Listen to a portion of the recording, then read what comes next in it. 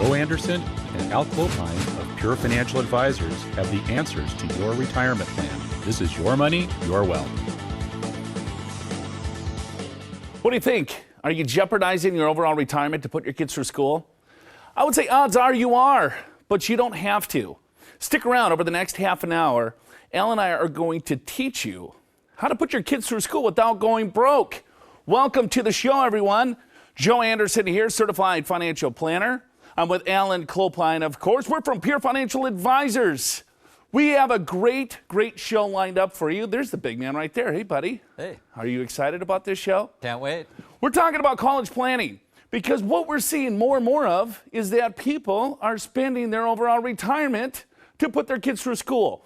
We all know we want to put our kids through school because look at the median salaries of someone that goes to a college versus high school. It's almost double, $35,000 for someone with a high school degree. Double that, almost $60,000 with someone with a college degree. We all know we want to put our kids through school, but how do you do it? Stick around. That's the financial focus today.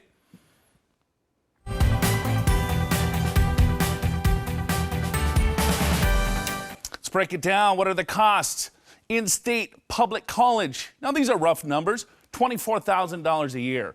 If you want to put your kid through a private, moderate private, that's Big Al's word, about $50,000 a year. How about Harvard? It's going to cost you close to $80,000 a year. That's just 1 year. Think about it. If you have 1 kid, 2 kids, 3 kids, and you want them to go to any type of school, how the heck do you afford this without blowing up your retirement? To figure it out, let's bring in the big man, Big Al Clopine.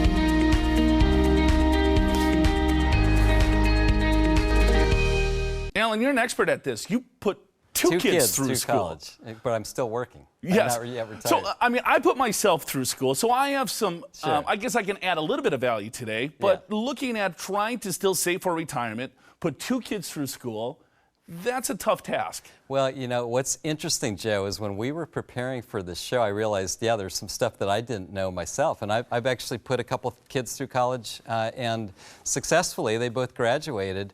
But you know what? There's a lot to know, a lot to learn. So on this show, we're going to show you how to get your kids through college without going broke. That's the key, right? So number 1 is to figure out what the actual net cost is. And I'll give you a clue. It's not what's on the website for the institution. There's discounts, there's scholarships, some are merit, some are needs-based, and it depends what your kid is studying. So we're going to get into how to figure out what the average net cost would be for the colleges your kid is considering. And then college savings and tax breaks. So where are the best places to save? Well, certainly we know that the earlier you save and the more you save, the better. But what are the best vehicles to do that in? And then how about scholarships and aid? We're going to take some of the mystery out of that, and that is a very complex topic. We're going to do our best to keep it simple. And then finally, we want to get into some alternative approaches because there are ways to keep the cost of college down without having to spend a fortune looking at things like community college and otherwise. So we're going to get into that as well, Joe. So I think this is a really timely show for our viewers that have kids either in college or close to college. Yeah, I mean, it's not cheap. It's not. I mean, we talk about retirement on the show all the time. And Yeah. We talk about healthcare. We talk about everything else. But today we want to switch it up a little bit and say, all right, well, here, a lot of you want to put your kids through school. And what Al and I are finding is that you're dipping into the wrong area. You might be dipping into your retirement accounts, or you might be taking on a huge amount of debt to do this, and you're jeopardizing your retirement to do it. So let's kind of take a look first that there's some discounts. I didn't know this, Al. Yeah, actually, particularly when you look at some of the private colleges and universities, and this is a recent stat, 86% of those freshmen going into those private colleges and universities are getting some kind of scholarship or grant, and the average discount is almost 50%. So at least in the first year, that you're going to only have to pay probably about half of that college. And Joe, what happens is over time that may change. It's the first year they try to get you in. But nevertheless, don't necessarily discount those more expensive private colleges. You got to first look at what the scholarships are. Right. Well, then you have to look at the net price of it. So there's net price calculators that you can go to on the internet. I would encourage people to do that. If you just Google it. And Al, you did this exercise. I did. And so go into Google and type the name of your university, and then also type in net price calculator. I tried it with about 5 or 6 colleges, and it worked just fine. Now, you want to do that rather than like a general one, because the general ones are just, they're not going to give you specific information because every university and college is different. So you want to Google the name of the university, Joe, and net price calculator, and then it'll ask you a bunch of questions. Answer those questions the best you can, and then you're going to have at least a pretty good idea what the net cost is going to be for you. And I will tell you, it's not necessarily the quoted price, because there is help out there. So it's just a matter of learning what that number might be. There's a lot of work to do. You know, when you're looking at putting your kids through school, I mean, they got a lot of work because they got to get the degree. But before you get into this, you got to take a look at, all right, well, how much is this really going to cost me? Do some homework here.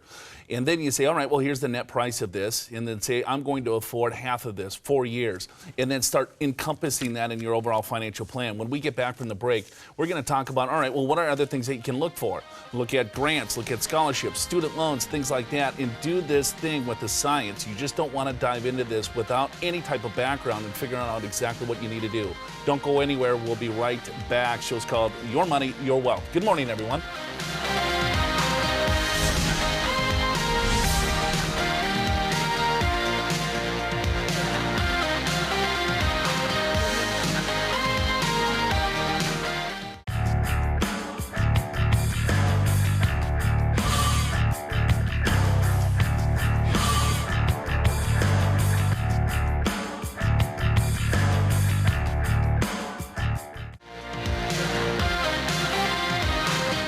Hey, welcome back. We're talking about how to put your kids through school without going broke.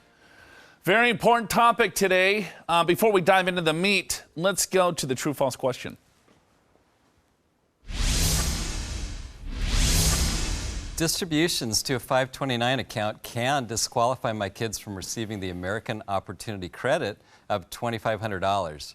And that is true, because if you use your earnings or gains in your 529 plan to pay for college, you can't then also use those dollars to get the $2,500 credit. There's no double dipping. No double dipping is what the IRS says. So yeah, the answer is it can. Now sometimes 529 plans, you put money in and that's your basis, right? If basis comes out, then you probably can take that credit. It's a little complicated, but you may disqualify the credit by using the 529 plan. So I guess you have to do a little bit more planning to see how much that you're actually funding that year to see if the tax credit's worth more than taking a distribution. Because I would imagine, Al, I'm not no tax expert like you, but if you just put out a few dollars out of the 529 plan, I would imagine then that would just disqualify you right there, even if you only put out $1,000, let's say. Yeah, it's possible, Joe. It gets pretty tricky on the ordering rules, but I'll tell you what, something else that I want to mention is many financial planners will suggest that your student, your son, your daughter, applies for 5 to 8 different colleges, and they typically will want you to look at safe choices, like one that you're pretty sure your kid's going to get into, good matches, and then maybe some stretch colleges, so keep that in mind. But with that, right now, Joe, we've got your 60-second question. Let's see how you do. Hello, Joe. We certainly believe in the asset allocations. We have approximately, 40–50% in bonds. With bonds doing so well over the past 30 years, I'm very concerned the direction of the bonds, and if perhaps we should put more into other equities.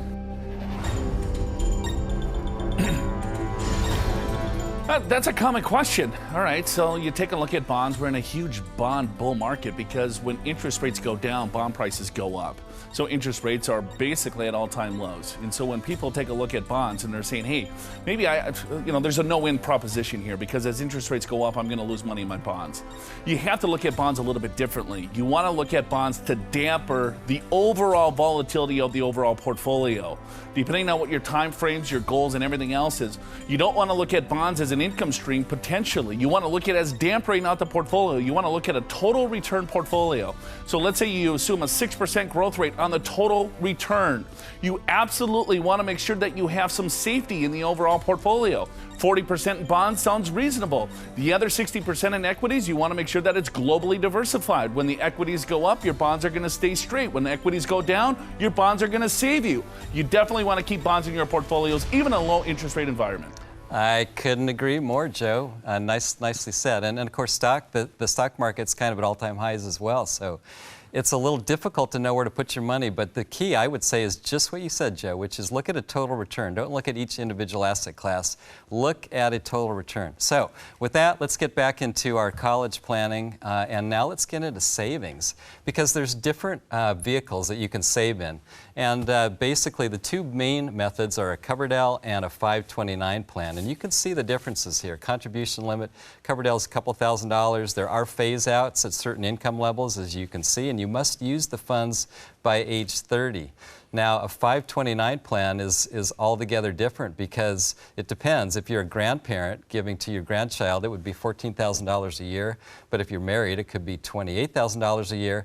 And you get a special 5-year rule, Joe, which allows you to do 5 years all at one time. So that's $140,000 or $70,000 per kid, and then grandparent, husband and wife could do $140,000. Right, and if I'm looking at funding a 529 plan for my own child, I mean, I can put as much money in there as possible, but you got to be careful with that, because what we see is that people potentially might overfund the overall plan. So now all of a sudden, I have a couple $100,000 in my 529 plan, and guess what? My kid didn't go to school. They went to the military, or maybe they got a full-ride scholarship, or whatever the case may be.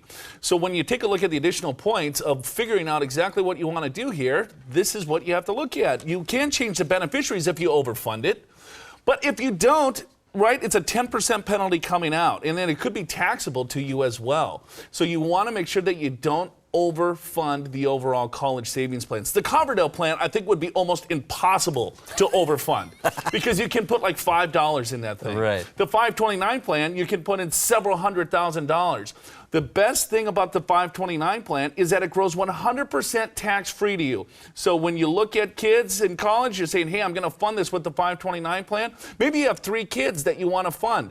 Maybe you look at, all right, well, I'm going to fund 2 years for each kid in the 529 plan, because maybe the middle child gets a full-ride scholarship, or maybe the third child goes to the military. So you can do some planning here if you're looking at funding college education with these funding vehicles. The best part about it, again, it grows 100% tax-free if you use it for qualified educational costs.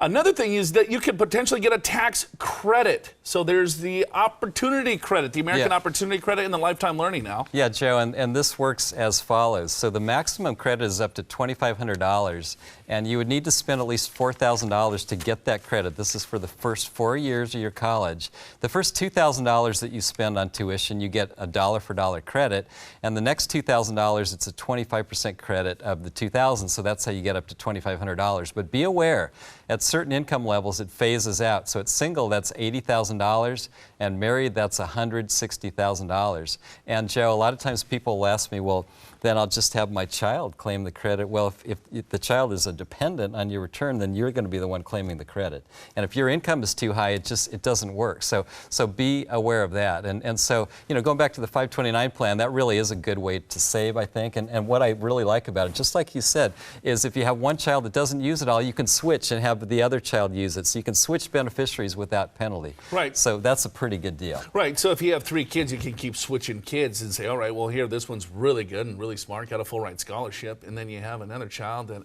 right, I'm going to have to fund 100% of it, I know for a fact. So you can kind of play around with these dollar figures.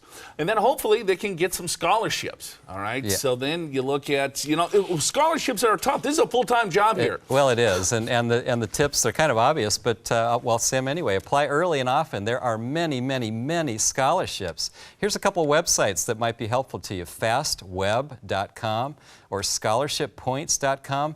They will have hundreds, in some cases thousands, of scholarships that you can apply to. And a lot of these require essay skills, so make sure you polish your writing skills. And if your student is doing the essays, as they should be, you can edit them, but make sure it's still in their language, right? If you're a college professor trying to make this sound like a college essay, it's not going to fly. So I would say probably the best thing about scholarships is start as early as you can, certainly in your senior year of high school. and there are many, many. They have different sorts of people that they're looking for, and some are needs-based and some are merit-based. Let's say your family has a lot of money, but you've got a smart kid, you'll probably be able to get some scholarships. And on another case, if you don't necessarily have the best of grades, but there is a need, you'll probably be able to get some scholarships. And if you go to private college, you very definitely, Joe, will probably be able to get a scholarship. You know, the point of all of this is that if you take a look at the student debt level, all right, is pretty crazy. I mean, kids coming out of college now, 1993 was $10,000 bucks, 2015, 40,000. That's on average. Alan and I saw a couple that were in our office not more than a few months ago, $800,000 student loan debt, 800 grand. Can you imagine? 32 years old, 800 grand. Yeah, they both. Man, they're dentists. Yeah, but right. It's going to take them until they're 60 to pay that thing off. Well, they both went into dental, and so to make matters worse, this particular couple, so the male bought a practice and then had a loan on buying the practice. So you had that loan as well, Joe. So at any rate, yeah, just be careful. Now we recommend, of course, as you might imagine, is to keep student loan debt to an absolute minimum. I know that's difficult, and the tendency is to want to be able to use your retirement accounts. Right, but because here's what's going on is that now there's so many different programs for student debt, right? And so it's the debt is easy to get, and so a lot more people are getting this money. And guess what's happening to the tuition, right? It's going up. 500% increase of tuition since what, 1985, 1990, something like that? It's like tenfold. It's craziness. And so, but here's some different examples of student loan debt. You can get a Stanford loan or Parent Plus loans. You might want to go private. Be careful there. Some people are taking out home equity loans when it comes to taking out debt. You just have to map this thing out, right? You say, yes, of course, I want to have my kids go through school. I want to take a look at all of my options, make sure that we're applying for scholarships, make sure you're applying for grants, look at several different schools, get that net price to figure out that, and then map it out to make sure that you're not jeopardizing every other financial goal that you have. And I know at the time you might think, well, this is the only goal. I want Junior to go to college. Well, I'm telling you, when Junior gets done with school after you pay $250,000 for it, and he's still floundering, I don't know. Never mind. I'm going to take a break here after that because I'll tell you about my personal story when we get back. I went to a junior college. I paid for my own school, and I found purpose, right? So I think a lot of times we're funding all of this education, and then the kids get out of school, and then they're still kind of stuck at home. Hey, now they're floundering. So let's talk about how not to do that. And then Al can give me his opinion about putting his kids through school. So got a lot more to go. Show's called Your Money, Your Wealth. We'll be right back.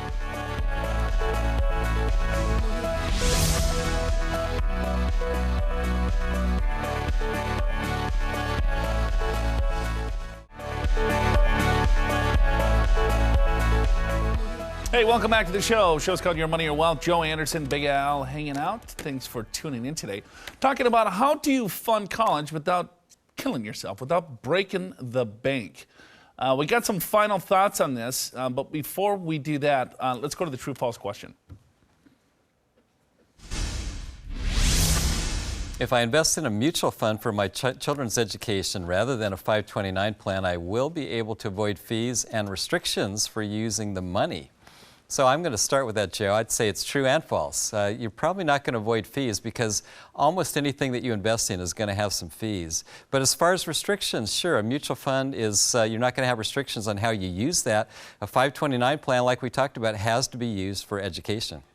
Yeah, but your 529 plan is also going to be subject to income tax. I mean, your 529 plan is tax-free, but the mutual fund would be subject to income tax. So, yeah, there's pros and cons to each strategy. So that's why you want to have a little bit of a combination. You want to save a little bit outside of the 529 plan and probably save a little bit into the 529 plan. Look at scholarships. And then there's some other ways that you can reduce costs by putting your kids through school. You know, if you take a look here, right now, this is probably your first four. This is something I think this kind of fits you, right? It's really smart. You get the scholarships and you get the good grades. Well, actually, this fits my number one son. He had AP credits. In fact, he had a full year before he even went to San Diego State, which is an in-state college. He had great grades and he lived at home. So our firstborn was actually very cost effective. Now our secondborn a little bit different. So we're going to get into some other different alternatives if you have a child that doesn't necessarily meet all those things. Right, and that was probably me. Right. So you were that one. Yeah. So if you look at other ways to reduce cost, is that I went to a community college for the first 2 years. I went out of state. I'm from Minneapolis, Minnesota. I hate cold weather, so I went to University of Florida. Do you think I could have? And my parents cut me out. They're like, "There's no way we're going to fund your education." So I'm like, "Okay, what the heck do I do?" So I figured it out. I went to a community college, paid for my own school for 2 years. Then from there, got accepted to the University of Florida, paid my way, had a couple student loans, worked my way all the way through school. I did not live at home. I lived on my own. So there's different pros and cons here because I found I had to get the heck out of the house. I needed to find myself in a sense. And well, I traveled thousands of miles. So I worked through college. I worked my butt off through college. So I got really good grades in school and I worked my tail off to pay my tuition and then just to still have fun. I went to the community college. It wasn't that expensive. And I went to the University of Florida, the probably best school in the world. Besides, whatever school that you want your kids to go to. So now you didn't do an ROTC. I did not do the ROTC. Why is that?